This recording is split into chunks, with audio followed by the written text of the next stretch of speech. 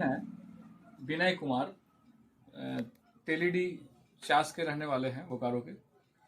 और इनका एक प्रॉब्लम था, अचानक क्रिएट हुआ परसों से, आपका 4 तारीख से। कुछ कारणवश कोल्ड वाइट के कारण इन्होंने कुछ एलोपैथिक मेडिसिन का सेवन किया, और जिसके चलते इनका हिचकी इतना स्टार्ट हुआ कि कंटिन्यू वो अनवरत हिचकी चालू रहा और काफ़ी परेशान थे। तो इलेक्ट्रो होम्योपैथ में इन्होंने आकर के मेरे पास अपना प्रॉब्लम बताया, तो इनको मैंने कुछ मेडिसिन दिया। तो अभी हम इनसे सुनते हैं कैसा महसूस कर रहे हैं।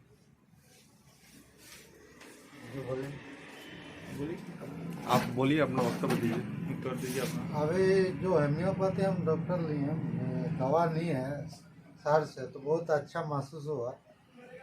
करीब 7-7:30 बजे कल दिखाए थे रात में, करीब 11 बजे तक 1 घंटा बाद कोई दवा लाया था, उसमें 11 बजे तक थोड़ा बहुत हुआ, उसके बाद धीरे धीरे बंद हो गया, अभी पूरा बंद है।